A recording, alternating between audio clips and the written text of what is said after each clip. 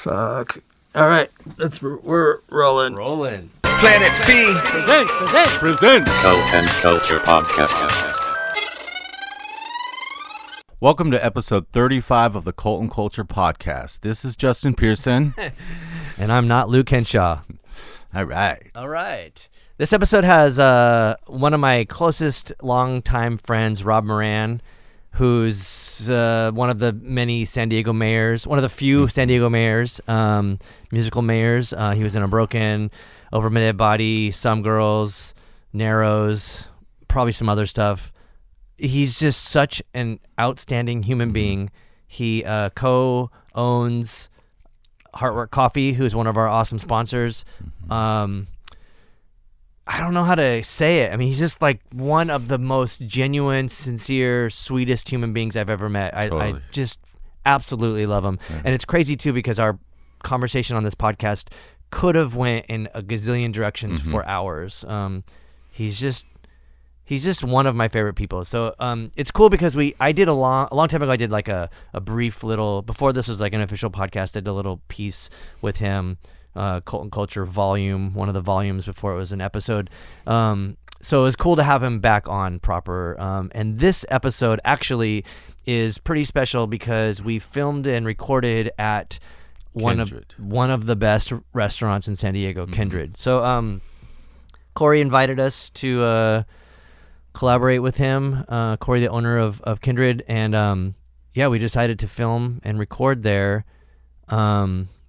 just to kind of get a change of scenery and also to just say what's up to an awesome restaurant that's now a San Diego staple. It's like, you know, when people will hit me up and say, what record stores or what restaurant should I go to? That's Kindred's on my list. Yeah. I was there on Saturday. There's like, and it's cool because there's like secret, like metal and punk and hardcore stuff hidden. And like, you know, you saw these rando regular people there that have no idea like how rad it is.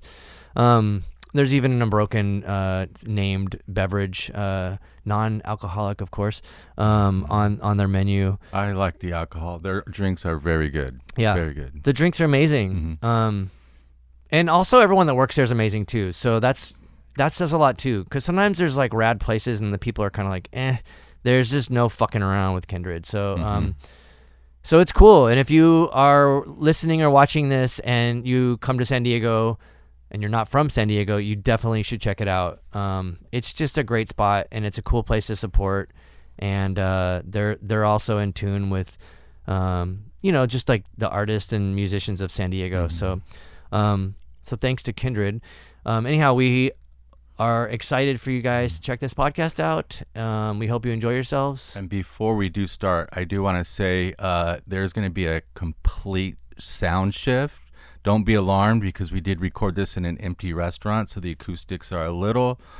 And we didn't know the airplanes came so close to that restaurant. So I knew it when I was on Guy Fieri's show. They kept having to stop. They filmed it there to one of their dumb shows at that spot. Anyhow, so yeah, I'd like to give a special shout out to this episode sponsor, which is Rock, Roll, Repeat.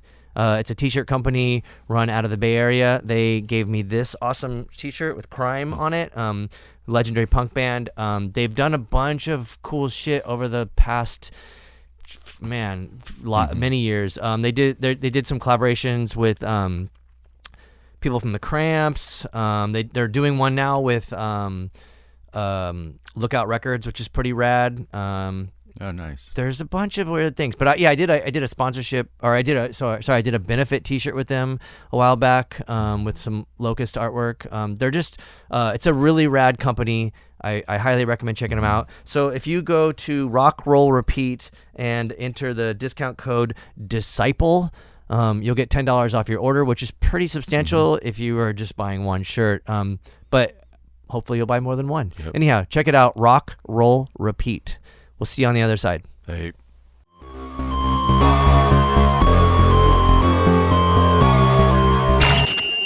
Hello, my name is Rob Moran. I'm born and raised in San Diego, and I do lots of things. Very impressive things. Yep. Come on, Unbroken. That was 30 years ago. It was last weekend at the Che. Oh, man. Narrows. Some girls. Over My Dead Body. Yeah, you got all kinds The of... Vows. You got some... SS Warhead. And an avid D&D player. Avid D&D player. Oh, God, I love Dungeons and Dragons. So to be clear, Coffee. we have another bass player on the show. Yeah. All bass players. Yes. Do you identify as bass or guitar? Bass. Yeah. I'm a terrible guitar player. I'm great with power chords, though. I'll write you some riffs. I did some girls. I played guitar in some girls. Yeah. Kinda. Okay, so real quick, we're at Kindred, and I mean, you introduced me to Corey, the owner. Yeah. And I think on the menu there's a Unbroken beverage. Yeah, Kiss of Steel. Yeah. Yeah. And which I stole from Sam Hain. I know. I always thought it was I was like, what? There's a Sam Hain reference, but I don't see the Unbroken one. But yeah. Yeah. That's cool. Yeah. Kindred, it's such a great spot. It's got like its roots in punk and metal and underground culture. Cool and shit. DIY stuff. It's amazing. The I best love is this place. the sign above the door. Yeah. Hardcore will never die, but you will. That's true. It's very true. It's true. Yeah. You will die. Hardcore will remain on forever. Yeah. But I think they were talking about hardcore techno. I don't think they were talking about the stuff that I don't know. Don't ruin it. They're all about gabber here. Oh man. Okay, so you tried to avoid your, I guess, your resume, but I think it's very, very, very important in what Unbroken did. It's somehow, and I don't know how it happened. Like you came from Chula Vista and you were with all the kids from Santee, and a band started that became something like a fucking unicorn, some rare ass shit. Just some rare ass shit. I grew up in Chula Vista, and I met Unbroken guys like Steve. I met Todd and Eric through our mutual friend Angela Eubanks at Earth Day in front of the Cultural Center de la Raza. Like we were just happened to be walking, and I had seen Angela before somewhere at a show, and she's like, "Oh, this is my friends Todd and Eric," and Todd had a judge patch on his bomber jacket, or one of them did. Todd or Eric, one of them did. And I said, "Oh, like, are you guys going to the show tonight? Judge is playing with Bold at my friend's garage down in Chula. Like, you should come out." Like, "Oh yeah, we'll try to get down there just if we can get rides." So that's how I kind of met them the first time. Then I met Brian Hill, who was in a band with Cliff and Eric and Todd and this guy Chad called Flatline. And there was a house show up in Claremont, and I went to that show. The band broke up like kind of right after, and they said, "We're starting a new band called Unbroken. Cliff is leaving. Do you want to be in the band?" So Cliff was playing bass? I think he was playing bass in that band. Cliff from Struggle. Yeah, Cliff from Struggle. Yeah, to be clear. Yes, Cliff from Struggle. Not Cliff from Social Spit. No, not. I wish. That'd be awesome. I know. Yeah, so Cliff from Struggle was playing bass in this band, and they said that we're going to rename ourselves. You know, we don't know yet, and I think Unbroken, the name was getting thrown around. Years later, Todd and Eric had told me, "Oh, we only asked you to be in the band because you were popular and like people knew you, and we just thought people would come to the show." Which is probably true, right? I don't know if that's why they asked me, but so that's kind of how we started. Started practicing. Our very first show was actually down the street at the Alano Club here in South Park. The place is still there. I think Struggle played. Yeah. Might have been your last show? No. Struggle's last show? It wasn't No. our last show was with you guys at the Che. Oh, that's right. Okay. But Struggle played. I remember you guys and Capo and all, kind of like these mirror high school kid bands. Like there was a lot of punks that went to Mirror High School in Kearney. So it was like us, Struggle, and 2 or 3 random bands. But at the Alano Club, a couple blocks away from Kindred. And I remember we played Straight Edge Revenge. I know, I was so mad at you guys. Justin was mad, called it fascist, grabbed the microphone so nobody could sing along, and rolled on the floor. He's like, "This song is fascist, you can't do this." And he had his Cheeto dreadlocks, orange dread. You must have been like 14 at the time, 15. You're rolling around on the ground, not letting anyone sing along. You're like, "I won't allow it. This is fascist." Okay, I'm going to defend myself here. I don't know if I would have called it fascist, but I definitely was like, all you motherfuckers are going to not be straight edge. Watch. And you were the only one that kept it true, but I was like, because Dylan was singing. I'm like, Dylan, you motherfucker. I love Dylan so much, and I love him post straight edge, but when he was straight edge, I was like, dude, you're kind of a butthole. So I was fucking pissed, dude. I don't know. I was fucking pissed. I thought it was fascist leanings is what. But anyway, that was our first show, and then things kind of moved from there. As a band, started just playing randomly around town, getting shows like in Orange County, Riverside, L.A.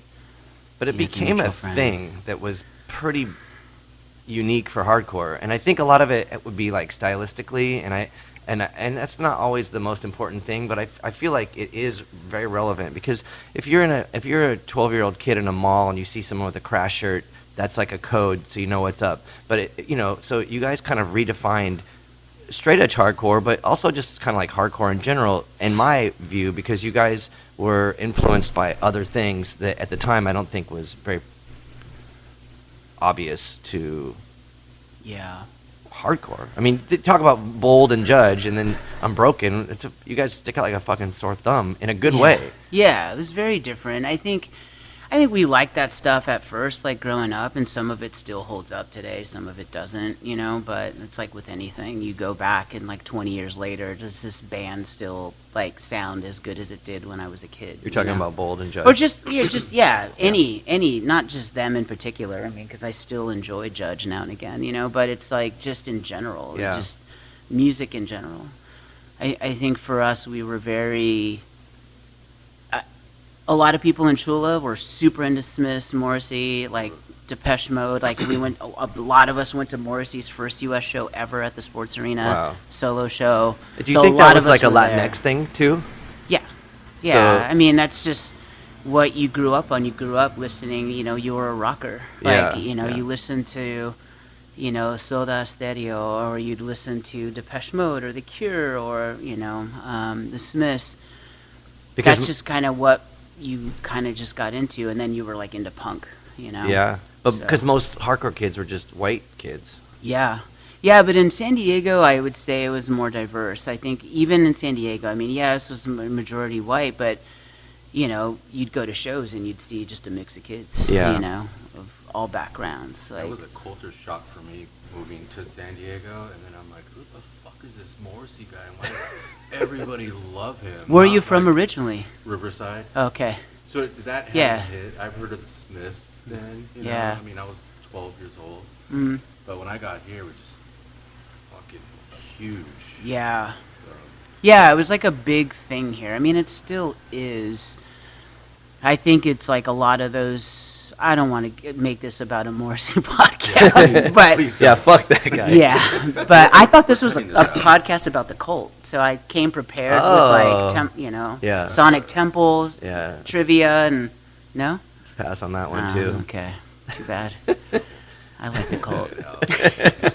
No, but so we were kind of into that thing. A lot of kids were, and then when I started hanging out with Eric and I was like, oh, you guys like the Smiths and New Order and Joy Division? Like, yeah. So, we got into it. And then Steve was kind of hanging around practice when, he wasn't fully in the band yet. And Steve was a little younger than us, like by like 2 years maybe. So I think he's like 1 or 2 years younger than everybody.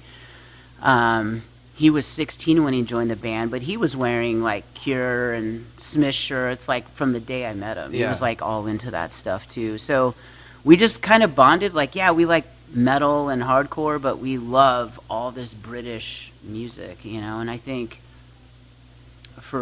with the Smiths, Morrissey stuff, a lot of those songs are, yes, they're love gone wrong, right, whatever, but there's also this undercurrent of being other, being an immigrant from somewhere else, and identifying with that what it means to be other in a place where you don't fit in. And I think that's why a lot of people, especially here, like my parents are from Mexico and I was born here, and so it's like you have half a foot in Mexico and a half a foot in the US, and you're supposed to, and I'm not brown enough for Mexicans and I'm not white enough for white people, like, American or America or whatever. So you always had this weird shift of like not belonging and feeling other. And I think a lot of the Smiths and early Morrissey stuff, you really identified with, like, coming from Ireland to England and what that meant, not being English. You're Irish. It's the same. It's like, well, yeah, you're American, but you're Mexican American. It's like there's always this asterisk. And I think that kind of lovelorn for, like, I love my country, but I don't identify it because I'm always looked at as other. And I love Mexico, but I'm not Mexican because I was born here. So I think there's a lot of that undercurrent in why people identified so much with, like, Smith and Morrissey and Latin culture, because there was this, like, sense of being other. Do you think that, and not to diminish that, because I think all that's very important, because it's but a microcosm of the world is the subgenre of punk and hardcore. So maybe it's the same thing, because I mean, I would talk to Eric about how he never felt that he fit in with hardcore. Yeah. But he was the best, So it was pretty crazy to see it like that, because I feel like maybe the artists that really did strive to be, I don't want to say like successful, but the ones that were like, that you identify as like the like pillars of punk or hardcore were always kind of like, maybe, I don't know, I guess the ones on the fringes of it were the ones that were more innovative. Yeah, I mean, and then we all draw from those innovations, right? I mean, I think you look at it, it goes everywhere from, the Pistols to saying, yeah, this is punk, and you dress like this, and it's part fashion, part like we're just gonna make a bunch of noise because we don't give a fuck, But then you have people saying something like Polystyrene, who's like, oh, bondage up yours, like, fuck that. You have bands like Conflict with songs like I've Had Enough about, female empowerment. So you have all these things that these fringe people, but there's ideals within that fringe that like teach you more than what school or society has. I mean, I think that's why I gravitated towards punk, or why you gravitate, or we all gravitate, because there's this fringe thing of like, why is Genesis Peorage asking people to send these things in for this temple of psychic youth? Like, what is this? And then you read about Genesis Peorage and the temple and Throbbing Gristle and Psychic TV, and you're like, wow, this crazy kind of punk adjacent offshoot of like noise and like weirdness and cool things that were just created because it's just art. And that's what I love about punk and hardcore. People, you're free to do whatever you want. But a lot of people don't. People don't because they're scared, right? And I think I admit I'm scared. I only go so far. Like, I never dressed the part. Like, how I dress right now is how I dress most of my life. Like, I never had crazy spikes. Like, never did anything real off the beaten path, But I played with people in bands that do that, and there's people like you guys, like, pushing boundaries for art's sake, because it's like, I want to see what happens when I push the bubble over here. Does it burst, or does it like allow me to stretch and go further still, And I think that's what's beautiful about things like you took a chance, you started a label. Like, why? Because you wanted to just push the envelope and do something that you believed in and support your friends. And same things, like, I started bands because I wanted to be creative. I wanted to see the world. I knew I didn't want to go to school. That wasn't the path for me. Yeah, I have a job and I own a coffee shop and all these things and have a kid. So I have, like, my life has always been 1 foot here, 1 foot there. But and I do just enough to feel that creative outlet, Yeah, we talk about that all the time. I mean, especially with people that I work with, are too scared to step out of line and want to keep shit so traditional. Yeah. And I think it reflects on them and not willing, you know who we're talking about mainly on shit like that. But yeah, pushing boundaries is it's boring to stay in the lines. It's boring. It is. I mean, we touched on it earlier when we were talking with Becky pre-pod about, me just being me being in New York last week. It's like, I love New York. New York's awesome. I can dip my toe in and hang out and enjoy it and love it and get lost in it and have a blast. But I'm not built for New York. Just like creative stuff. Like, I can dip my toe in and have fun and be creative and see the world and play with my friends and have outlets and do things that that most people don't get to do. But I can't live in it, and I have nothing but respect for the people that can live in it. But I would say idealistically I live in it. I still feel punk, and I do things that support and all that. But on a day-to-day basis, like, I'm not, like, my job isn't being a creative full time. I think that people outside of San Diego can't hang here either. And it's not that it's like rough and hard, and it's not, the hustle is like in New York. I get it, but when people are here, they're just like, this is weird. I don't understand it. It's not for them. So maybe we have this like DNA where we're able to kind of work among it. But also too, like, going back to like the sort of uniform or like the identity of things. To me, I felt like when Unbroken fully like came into its fruition, like, I felt like it was the most punk thing ever, because you were redefining, hardcore or straight edge hardcore, and you were fucking with people without fucking with them.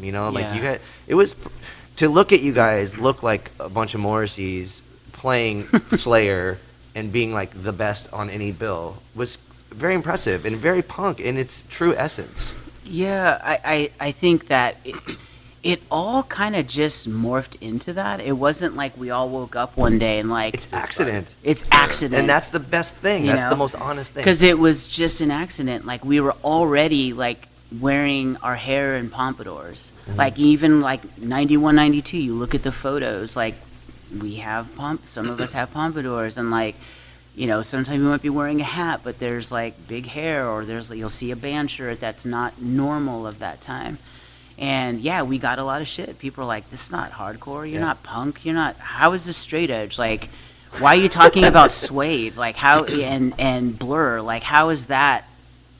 What about this band and that band? It's like, yeah, those bands are cool, but I like that. But I love this. It's like, and I felt that we were drawing on those influences, like, the Damned and Jehu and Suede and Smiths and Pulp, Blur, all that, Joy Division, all that stuff. We were drawing on those influences, but not making it so obvious. It was just like the themes lyrically were desolation and sadness, which is a lot of what that music is. Yes, there's party jams there, and dance music is part of that whole scene with like New Order and all that, but it was very much I feel isolated. And I'm not happy, so I'm going to talk about why I'm not happy. And I want to die, but I'm not dying because I have an outlet to keep living. And I think that's how I felt at that time. And Steve said something in an interview like a few months ago that like really resonated, because at the time, you think it's these big world issues like, oh my God, I'm devastated, I'm dying, but it's probably just normal teen stuff. We were all kids. Like, my girlfriend left me, I lost my job, my parents suck. But in the end, it's that's as big as your world gets when you're a teenager. And then as you get older and have to move out and have a job and all these things, you kind of realize that the world's bigger, and that your problems don't mean as much to somebody that's struggling in a third world country, or someone who's struggling to get across the border to make a better life for them and their family, or somebody who just lost someone close to them. Like, your struggles are much smaller compared to the rest of the world. But also maybe too, for you guys as young people, you seemed a lot more empathetic where there was like a lot of hardcore bands at the time. I don't know, like I guess off the top of my head, like thinking about bands like Earth Crisis or something that were very militant on a very one-dimensional level and not, which were very problematic. Like the sort of like violent aspect to people and making things. Being, excluding people or not really identifying like a more mature reason for why they are reacting to something. Where I felt like a lot of the Unbroken stuff had depth to it, and maybe it was naively written or whatever. But like I felt like there was, I guess just more depth to it. It seemed a little bit more intellectual. Yeah, I mean, some stuff for us was deeper, and I wrote a lot of the lyrics, and it was very much a deeper feeling of hopelessness at the time, because I remember I was like, oh wow, I'm out of high school, I have to be an adult, and I'm in this band that is about to like go on tour and do all these things, and what am I supposed to do with my life? And it's very daunting, but you just say, fuck it, I quit, and you just go and see what happens. And I think that those lyrics at the time were very deep and personal. Some of the lyrics were about being hopelessly stuck in this machine. Like, there's nothing we can do. We're all fucked. Like, so make the best of it while you're here. Like, try to make the world a kinder place. Try to create something beautiful. Try to make music. Try to make art. Push the boundaries. Make incredible food for people. Whatever your art is, try to make it a beautiful place while we're here, because we're all fucked. Yeah. Like, we're stuck in this machine and there's no escape. I mean, that was, one of the lines I remember writing was, only in death can we stop supporting them. Like, that's it. Unless you go off grid, you're supporting something, Like, and it's hard, and it's being 19 and thinking that way. I'm like, it was depressing. Like, I thought about, like, I'm fucked. Like, I literally thought, like, I'm fucked. I remember reading, like, interviews with, like, Crass and Conflict about how they, like, had squats. I'm like, there's nothing like that here. There's, there's houses where you got, like, the E Street house where you have, like, 50 people living in the house, Mm-hmm. And it wasn't a squat. You still had rent. You still had to pay utilities. You still had water. You had to go to the grocery store. You had to, there's no escape unless you just go off grid. And I'm not built for off grid. So this is hopeless. So what I'm going to do is, yes, it's hopeless, and there's not much I can do to change the system, because it's the railroad's there. We're on this train. Like, it's no stopping, and you can't blow up the train. Like, I mean, you could, but for the day. Yeah. And then the train, someone repairs it, and the train goes right back on track. So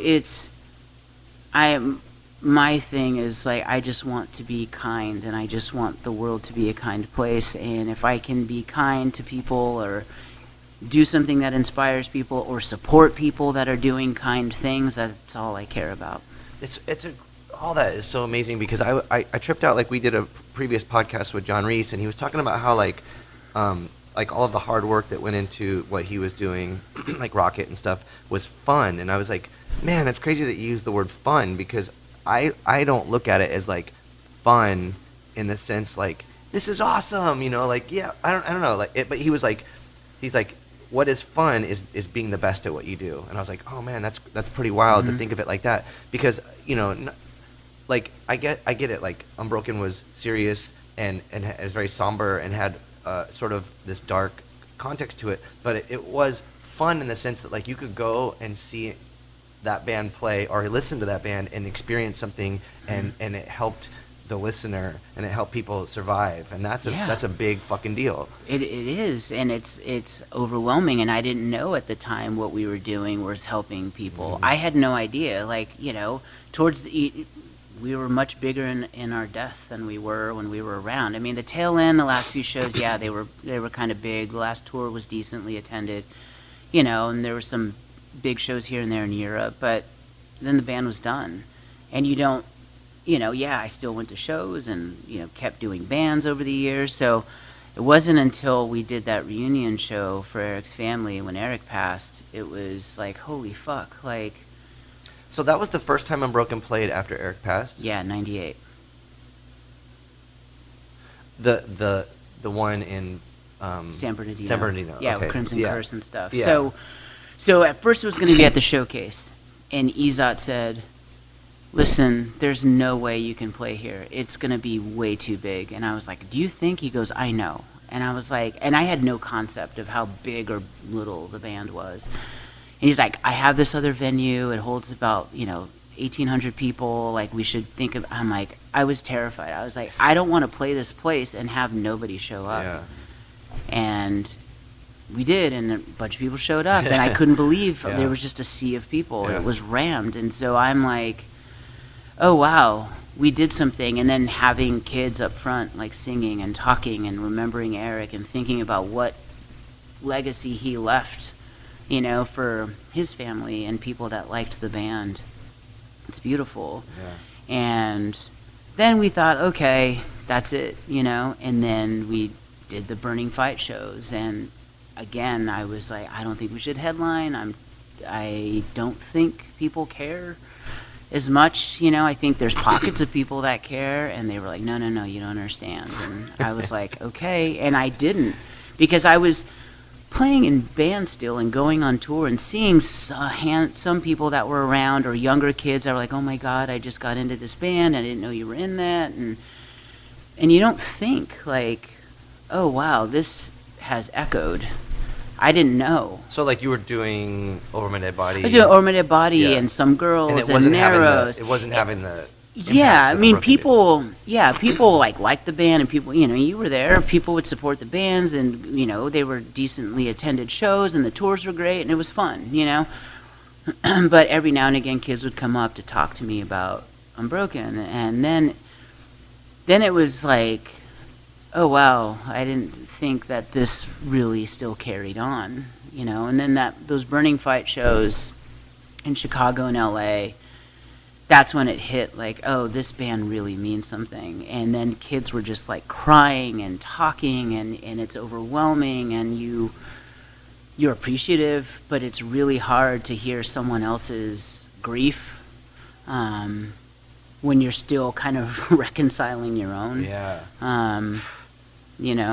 So yeah. But the amount of passion that people got from what you did is so rare. Not that it's unheard of, but it's so fucking rare. And I think that's something where, like, I don't know, it is weird to think about how Unbroken was the one, and Over My Dead Body or Narrows or Some Girls didn't make that same impact. But there's a lot of factors that come into it, I suppose. Yeah, I think it was just time and place, and what we looked, it was access to things. I think there was like a bit of a mythos to the band because we didn't really do the reunion circuit. We didn't do all that, so people kind of didn't know. People didn't know much about the band. I mean, there was like grainy footage and stuff like that. So it wasn't. People just like heard, and then the guitar player died, and it just became this like thing of like, oh, this is real. It's like, yeah, it was fucking real, like like how we felt was real, like how we dressed was real. Like it wasn't just like wasn't like corpse paint. You kind of just, that's how we dressed all the time. Yeah. You lived it. We lived it. That's how we dressed all the time, and, got made fun of and whatever, I didn't really care. We were just doing our thing. That was our art and how we expressed ourselves. And we would talk about these bands from faraway places that, that meant a lot to us, that were inspirational to us. And then we talk about San Diego and how proud we were of, like, Jehu and Pitchfork and, Locust and Swing Kids, all that stuff. We were just like proud of like how diverse San Diego was, I don't want to riff on San Diego too much, but like it is something fucking crazy here. And it's weird because I always struggle to think, like, does this happen other places? I mean, it does happen in other places, but whatever happens here is something so unique. And it has to be all these factors, like there's a gazillion factors. Well, I think about like when punk started, like, New York, London, whatever, the fight, the battle of who did it first, whatever. But I think about what was going on, like New York was a fucked up place, and you were either just like a jock or you were into Journey or Yes, you know, some lame ass band, you know. Yeah, Yes is lame. I know, but He's referencing Owner of a Lonely Heart, or we're referencing Fragile. But anyhow, okay. the 9 Inch Nails record. No. Oh. No, but I just threw the Yes in because I know how much you guys love Yes. But Good one. Well played. But I think that, like, you think about New York, like, it was just, like, gritty, messed up, hopeless place that you were either some jock or some thug, whatever, you know. And then you think about London. It was desperate. There was nothing going on. It was Thatcher's Britain. Things were deteriorating. There was no future. You had all that going on. So you have all these artists like, well, we're just going to, like, fucking create our own world and have ideas and art and have all this exchange of information and ideas. And I think San Diego was very similar. It was a military town, so you either in the military or you were some jock surfer guy because it's a beach town and people get lazy because San Diego's chill. You can just like, nah, man, it's cool. So you end up Sunday night football or, you know, whatever, and surfing. And like that was, which, whatever that you're into, great. But, and I think there was this like undercurrent of people like Bob Barley and the Amenity people and Cliff from Social Spit and all these people, Tim Mays, that were like, no, like there's more to the world than just that. Like, let's, you know, expand the horizons and like bring bands and start bands and do shows and rent VFW halls. And then it just like snowballed. And I think that's why. I mean, when I've talked to Tim Mays about it, I'm like, what made you bring like fucking Discharge and all this stuff? And he's like, oh, you know, I was just going to concerts, seeing, you know, Zeppelin, all this stuff, and then kind of heard about these other bands and then got interested. And it's like, wow, I want that here. I'm going to start booking shows. Like, so it's like this inspiration of like DIY. Like, that's what it is. That's what punk is. Like, you started a label yourself. You started a studio. Like, all these people do all these things because they want to have a place where art and culture and things can thrive and support friends and support other artists. And I think that's what San Diego did really well. It was like, it's this weird military town where everyone could just be lazy and wear flip-flops all day. Or I can bring cool bands to town. I can start a label. I can start my own band. I can start a screen printing company. I can book shows. I can do fucking goth clubs, punk clubs, whatever it is. Like, people started creating space because they didn't want to be a jock. They didn't want to join the military. They didn't want to work in downtown, or they didn't want to be a beach bum, whatever it was, you know? So I think that's why. There's that, I'm paraphrasing the Ian MacKaye quote or whatever it was, but he was talking about how like DC was right next to New York, and it was just in the shadows of New York, so it made it for like a petri dish where like this sort of mold could grow and create something unique. And I think San Diego is like that with Los Angeles. I think he might have even made that correlation, but it makes a lot of sense because, you know, you think about Los Angeles, they had everything. They had all the rad shit going on. Mm-hmm. Here we didn't, so we had to kind of figure out a way to make it happen. Yeah. And a lot of it was happy accidents, like putting two and two weird things together, and then you have this new strange thing. I mean, fuck, like, yeah, like Crash Worship, like where the it's fuck, incredible. What the fuck is that? You know, right? Yeah, Zendik Farm, Yeah. like it's Yeah. just a hippie con. Yeah. It's like, oh, we're gonna have this like punk noise art troupe come out and just lay waste to shit. Like, you know, like, yeah, seeing fucking, I remember at the Cultural Center at Balboa Park, it's like Crash Worship and Drive Like Jehu and stuff like that. Yeah. Like, just seeing cool shows that it's like, wow, I get to see this fucking killer like post-punk like hardcore band with like this weird hippie art collective. Sure. Like, just destroy shit, you know? Or like going to school when I was at Mission Bay before I went to John Muir, like having Heroin play at my school, or Force Down. Yeah. I mean, Force Down was a big deal. So was Heroin, but like also just the fact that a band called Heroin is Got playing to in like play. high school seems fucking crazy, you know.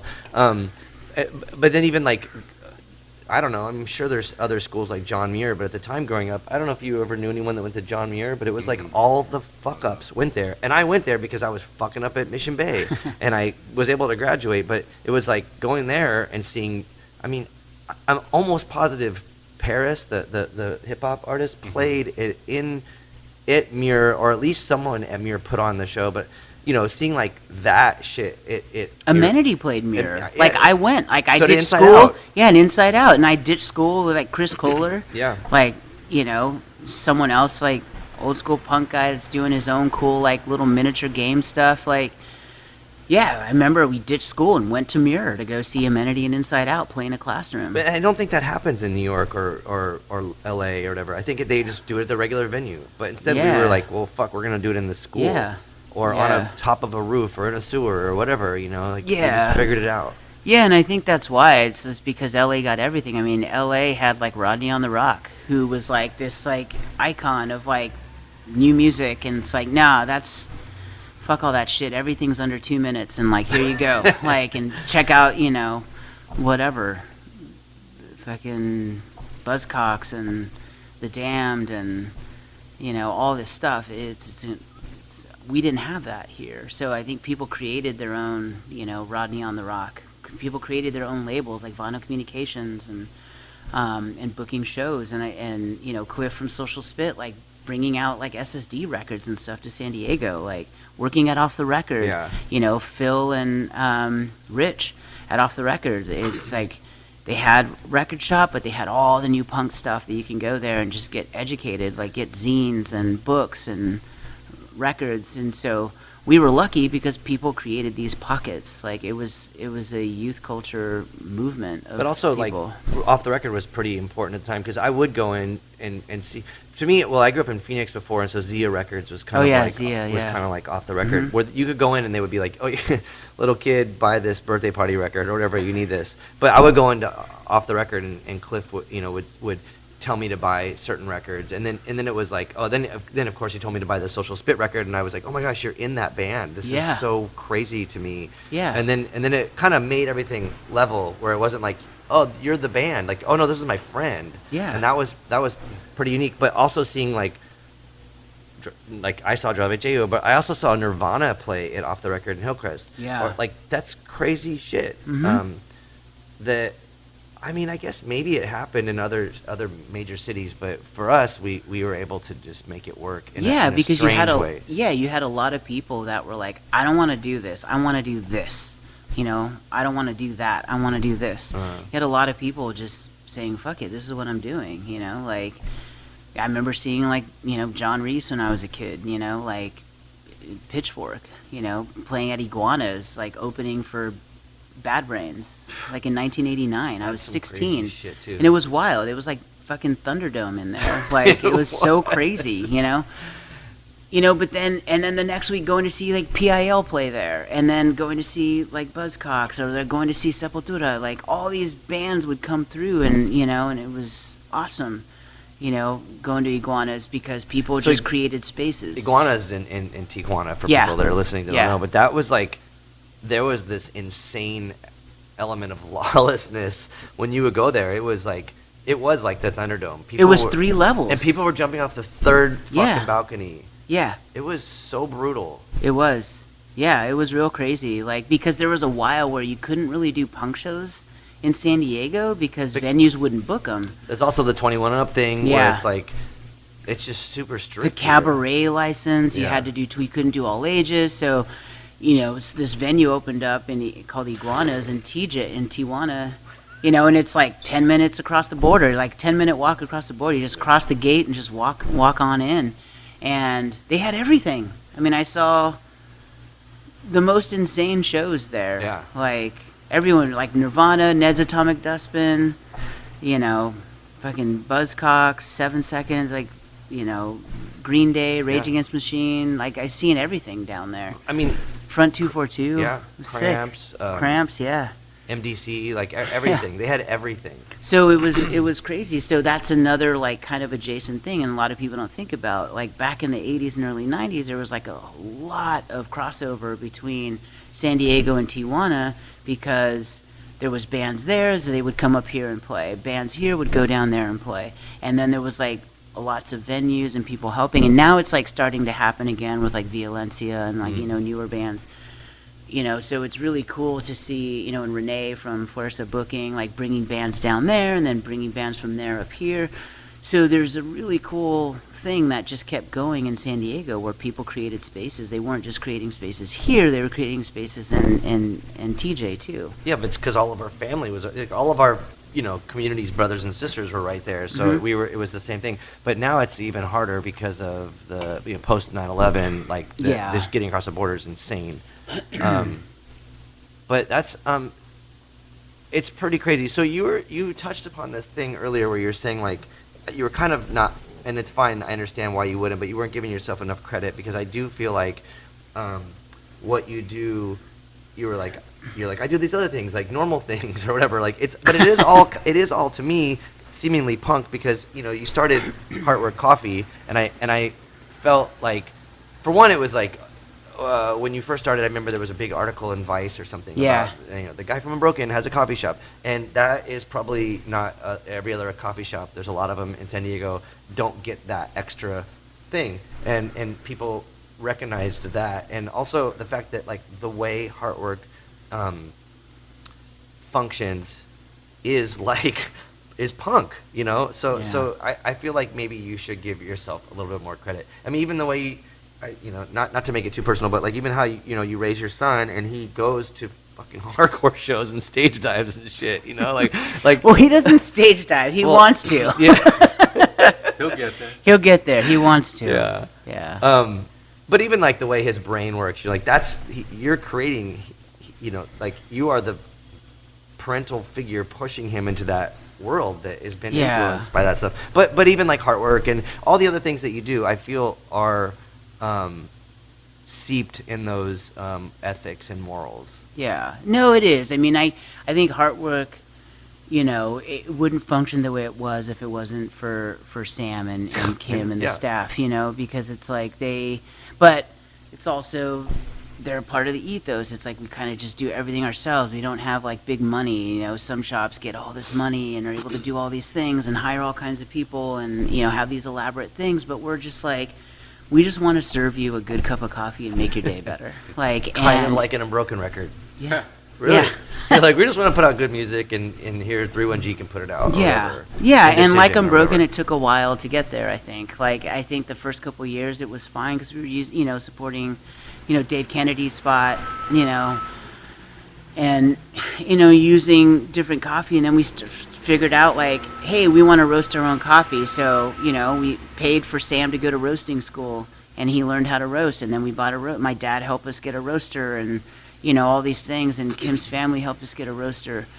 So we did all these things to like kind of just keep it within like the family, so to speak, and then we just learned how to roast, and then learned how to bag and learned how to sell, and we just kind of just taught ourselves how to do all these things. And I think for me, I'm a little removed from the shop now the last couple years because of just things, but like my work has gotten more busy, so now I just do a lot of behind-the-scenes stuff with the shop. I worked a shift, every now and again. I was, like, 2 weeks ago, I was working there.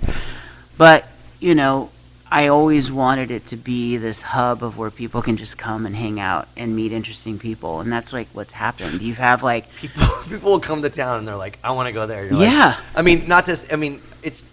it's not to be like, it's just coffee, but like I get it why people want to go to that spot. Yeah. It's something special. It's like Pokies or whatever. Yeah, it's like Pokies or even Kindred, right? Totally. It's like you go your way to bring people to Pokies because it's like that's where you go for like just good Mexican food and like art and like just interesting things. There's layers. History or legacy. There's history. Yeah. And then the same thing here, like at Kindred, there's like a history and a legacy here with like Corey and his food and how he built it. So, and Heartwork has the same thing. It's like, everyone involved, is like artistic in some way and has some sort of like foothold in like supporting something in San Diego. And so we try to work with people that are like-minded or like come from the scene or at least support like art in some way. And it's interesting, like you go to Heartwork and you see like a doctor talking to some kid with face tattoos or a lawyer talking to a piercer about blah blah blah. Like it's just so cool that like people it did what I hoped it would do. Sure. It's just a venue for people to hang out, have a cup of coffee, and just meet interesting people. But there's also another level to that too, like where if you're like you're a kid in the mall and you see someone wearing a Crash shirt, it's just the Crash logo. It doesn't really say what it is. I have been in New York and just not at a show, and a dude would walk by me with a Heartwork shirt on with the logo, and you're like, this is fucking crazy. Like, that's the Crash shirt, you know, in a sense. It's pretty bizarre that you've harnessed that other element, which, like, the regular other coffee shops don't have that ability. I mean, maybe I just don't notice it, but, like, I will go on tour and see Heartwork stuff more than I would expect. It's really random. I mean, awesome. I know, like, you and Dave Lombardo were at Veggie Grill in L.A., and then Dave sends a picture of you and him, and there's a guy randomly in line to order with a Heartwork shirt, and I'm like, this is so crazy, you know, that, like, it's, you know, it's really cool. Like, I'm very thankful. I would say, though, you know, Sam and Kim and the staff do like probably 80-90% of the work. Like I would say the first 6.5 years I was there almost every day, like doing something, you know, but then just work got too much and I just couldn't keep up, you know. So now I just do behind the scenes stuff, and I think and it's interesting, you know, like my girlfriend said she was wearing a Heartwork shirt and like was at some random mall and someone's like, oh yeah, I love that spot, and it's just really cool because you kind of don't hear that with other things as much, you know. It's like it's an interesting, like the inverse of it. It's like a normie was like, I love that coffee shop. Not like a punk being like, that's my family right there. You know. But then it's like we get mail orders from like all over the world, you know, and people like other shops from around the world kind of know about us, and it's just, I'm just really proud of what we built. It wasn't easy. It's very hard, but it was a lot of fun, and I am very proud of what we built. It means a lot that, you know, places like here or like even like Consortium and other places like support us, because they can easily go to some shop that has like 10 locations and, you know, has all the money and pizzazz, but they're like, no, like, we like what you do, we like your ethics, like, this is cool, like, you guys make good coffee and you're nice people, like, we want to work with you, and it just means the world to me that we built something that means something to other people. The ethics of it. I mean, it's same with Corey and Kindred. I feel like, and it's not me like criticizing other places, but this is like our DNA. It's our family, and it makes sense why we would identify with this opposed to another restaurant or another coffee shop or another band or another punk band or hardcore band. Like you either have it or you don't, I guess. And I'm not trying to sound elitist, but it's just how things. It's not even that. It's just like people can feel the sincerity. Sure. It's not about like having a look or this or that. It's just like sincerity. Like, are you sincere in what you're doing? But also, I mean, having a good product helps. Yeah. But then you also have like normal people coming here, and you're like, they have no fucking clue about all the like hidden gems that are involved in this. But I think that's beautiful, right? It's like introducing. I love that though, because to me it's introducing. It's like Heartwork. People have no idea that the shop is named after a Carcass album. You have no idea. Yeah. Like, no idea.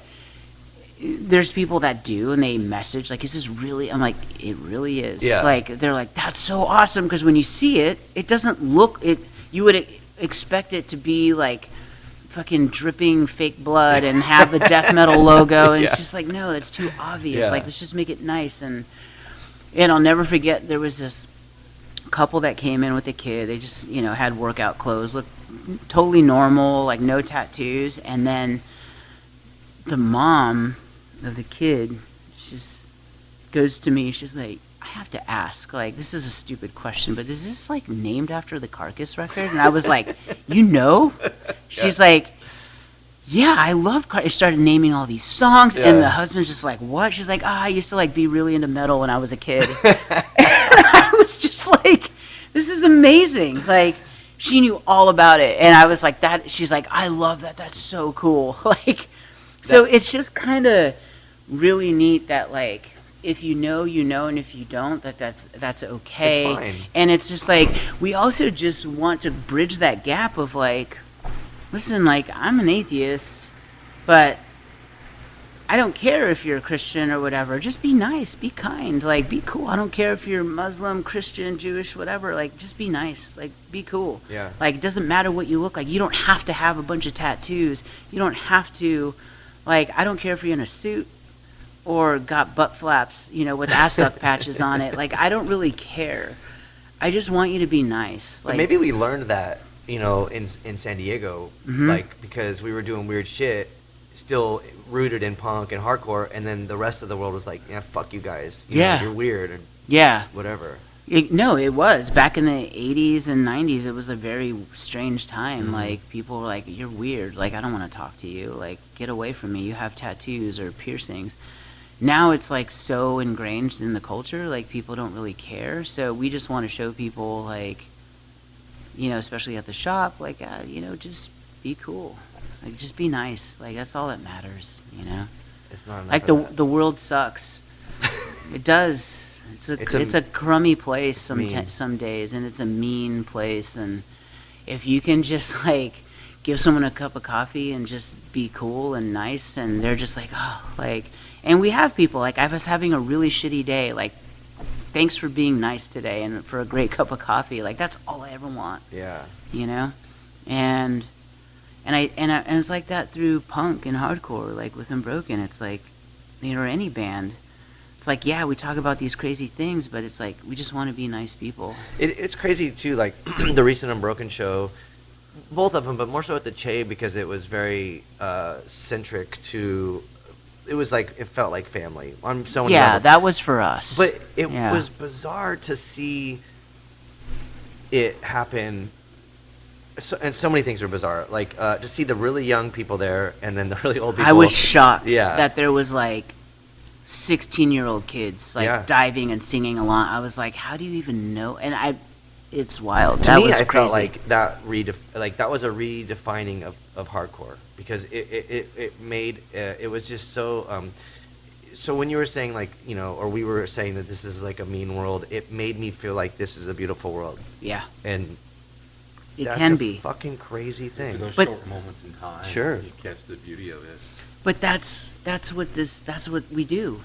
That's what art is, right? And hopefully it's selfless. It's not about like, I'm gonna fuck everything up. It's like, you can go ahead. Someone's gonna come right behind you with the cement mixer and like repave the road. It doesn't matter. Yeah. But what you can do is make pockets of beauty, and that's what art is. I mean, that's why like I get enthralled with like, you know, seeing photos from like, you know, Chad and Ben and Becky. It's like I stare at these photos like I do like a liner notes in a record. Sure. I'm like, who created this? Like, But- look at all these things like that's going on, and I think the Che is an aspect of that beauty that we created that night. All of us collectively that were there created that pocket of beauty in a really ugly world. And the people that were there, it was beautiful. It was cathartic. There was people crying, yelling, screaming. I couldn't even talk. You know, so for me, that's what art is. It's this creating something out of nothing. And that night, we create a pocket of cathartic beauty for people that needed it. It's so fucked that Eric wasn't able to get Yeah. that. I mean, he did, but he got it in some way, but I wish he was there to, like, know. Yeah. And I don't, yeah. It's sad that he'll never know, but it makes me happy that his brother and, you know, family, nephews and stuff, and nieces that he never got to meet, like, get to see, like, what an impact their uncle had. Hell yeah. In this little pocket of the world. Yeah. You know?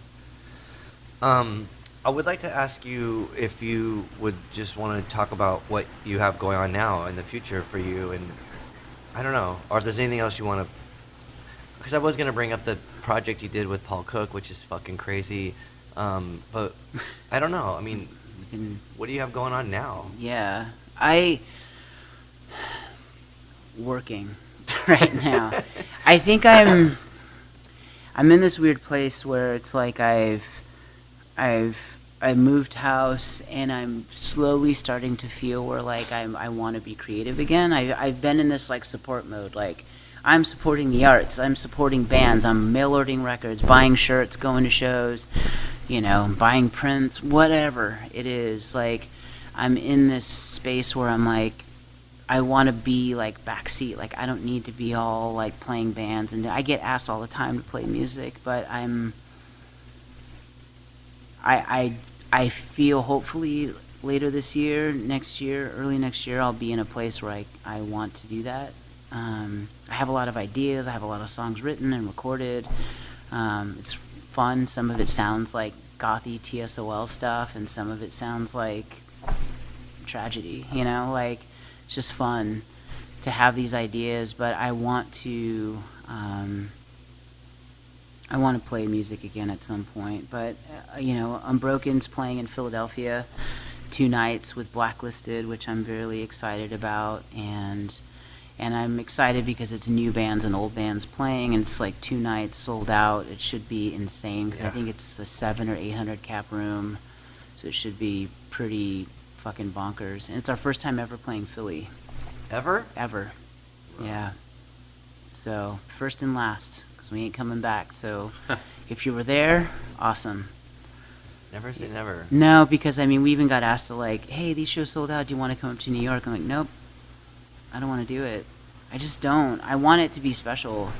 And it's like, we did the Orange County thing for Dave, and it was really awesome, and it was fun and beautiful, and I loved it, and I'm so glad we did it. And the Indecision Festival. The Indecision Festival. And it was so great to have my son on the side, like, watching me and just, like, hugging me and saying, oh, Daddy, you did really good. And that was, like, oh, my God, like, he was into it, and it, like, it made me well up, because I was just like, oh, wow.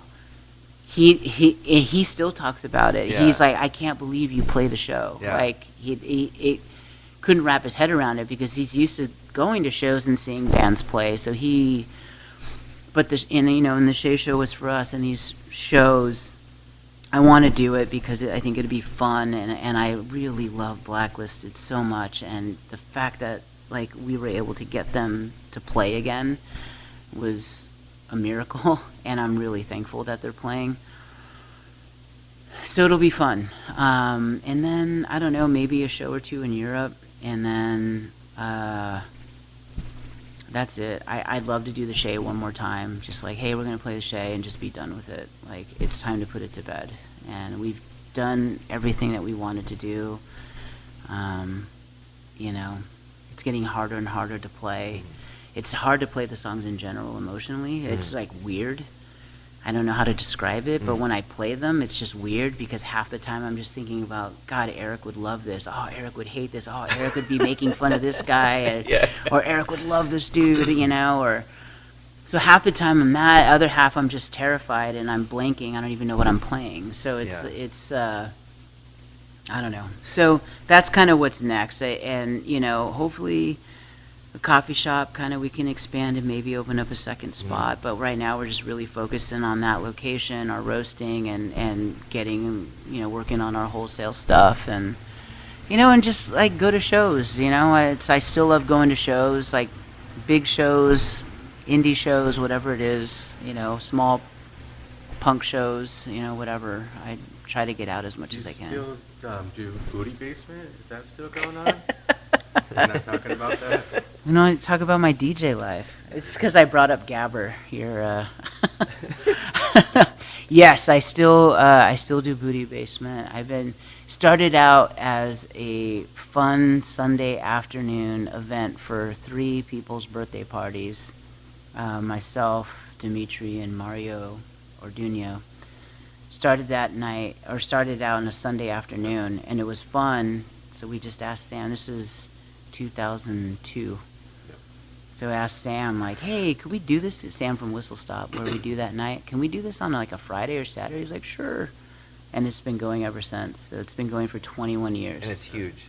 Yes, Yeah, It's- we get like yeah. 300-400 people every. Yeah, it gets butts to nuts. Yeah, yeah.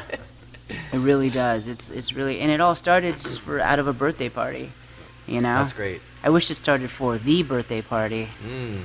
But, I want to say two things. One, I hope there is going to be another Heartwork, specifically in City Heights. But I really do hope there's going to be another one. I want to see it become big, or you know, like I think it's rad because it's so special.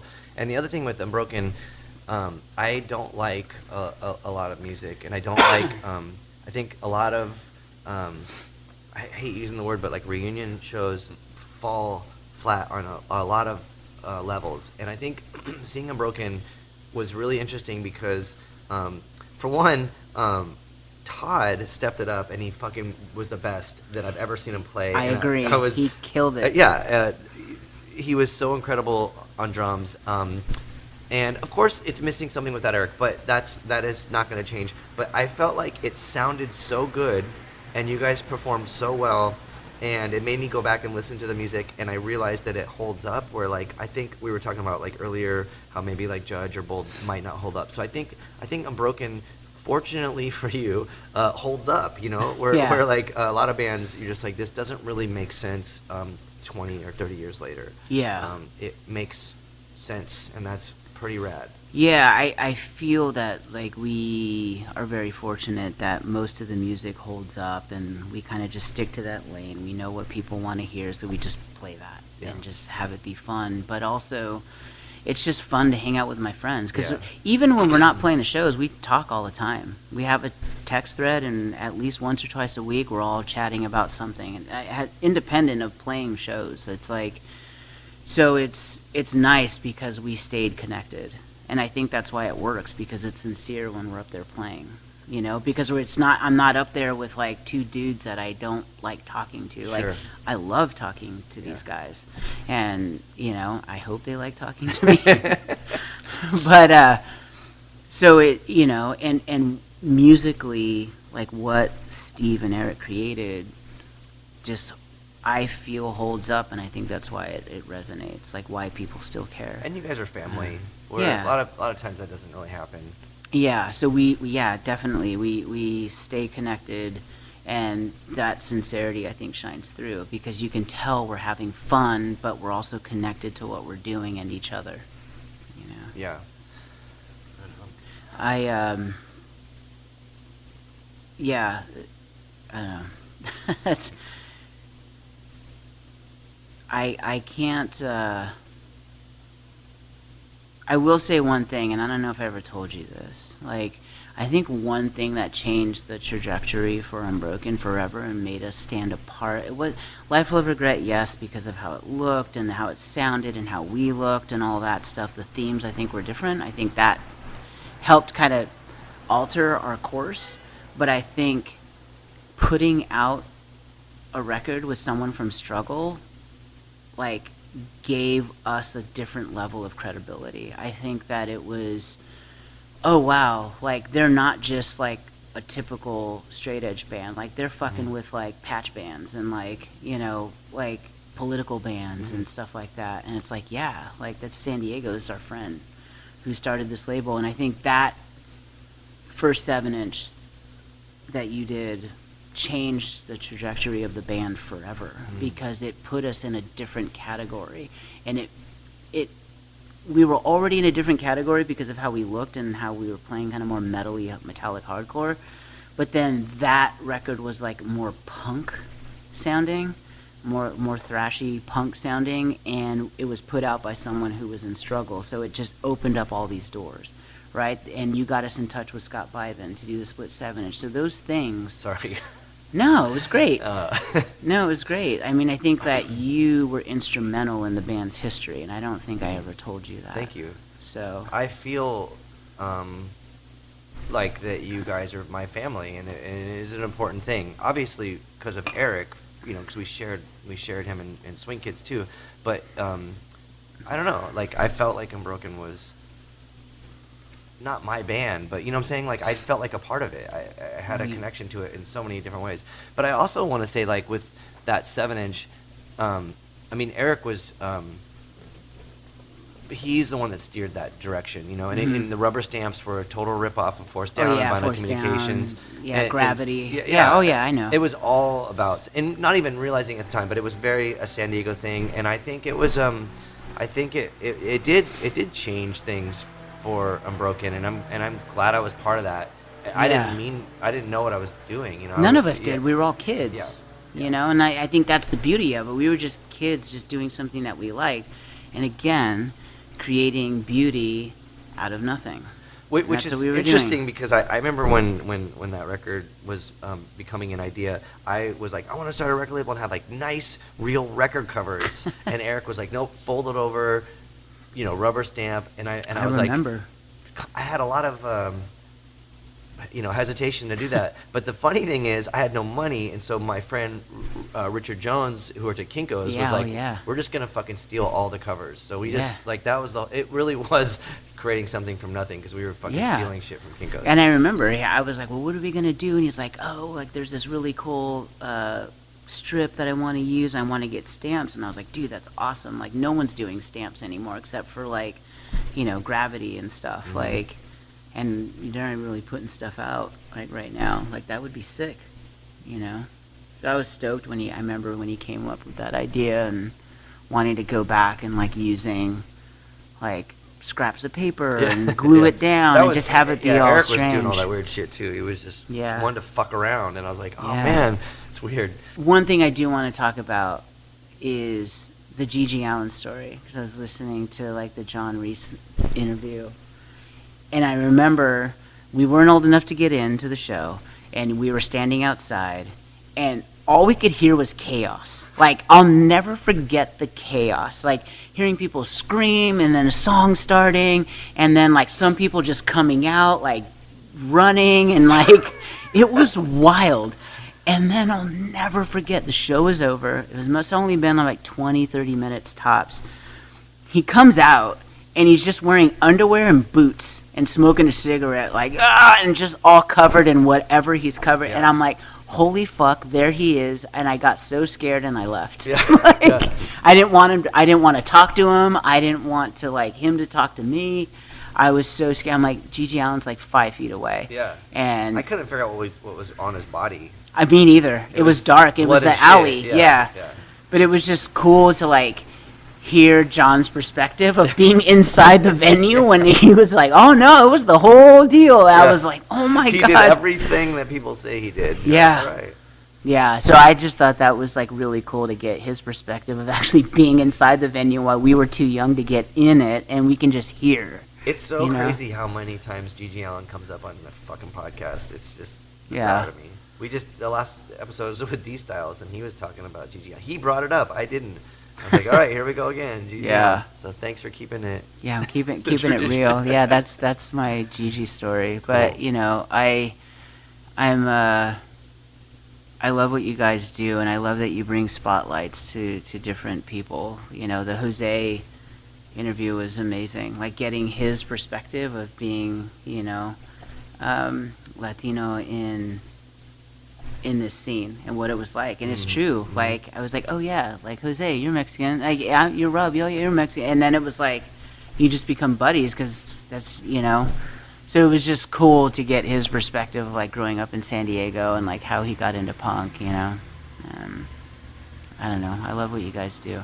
We lucked out here. Yeah. Yep. Kindred. Thanks to Kindred for the amazing food. Always. And the Kiss of Steel. And the drinks. And the Kiss of Steel. And the drinks. They are good drinks. Yeah. Yeah, the Kiss of Steel. Because that was a Sam Haines song. And when I wrote the lyrics to Razor, I always remember, I love Sam Haines so much. And that's one of my favorite songs. And I always thought, like, what a neat idea. Like, when two cars, it's about a car crash. And when two cars are crashing, it's like a kiss of steel. And I thought, oh, you know, the song was about depression and wanting to kill yourself, and it's like, give me a razor. And I thought, what about the razor, like, kissing your, you know, give your wrist a kiss of steel? And I thought, like, oh, that's a cool concept, and that's kind of where that came from. Thanks, Glenn. Yeah, Glenn. Cool. There you have it, episode 35. I'm Luke Henshaw. And I'm Justin Pearson. Thanks for tuning in, paying attention to this one. Man, what a great time this was. What an awesome episode this was. Fun times. Yeah, and it's so cool to just be able to collaborate, not only with like our guests, but also with other people such as Corey from Kindred. Anyhow, we appreciate you. We'd like to thank Earthquaker Devices, Fender, Heartwork Coffee, Andy, Becky, and you, the viewer or listener. Yeah, you guys are awesome. Thank you. And we're part of the Ruinous Media umbrella of podcasts, so check out all the other noteworthy podcasts that they're associated with. There's a ton of shit. Yeah. Ruinous has some seriously rad podcasts on there, so check them out. Thank you guys, and we will catch you on the next episode. Yep. Bye.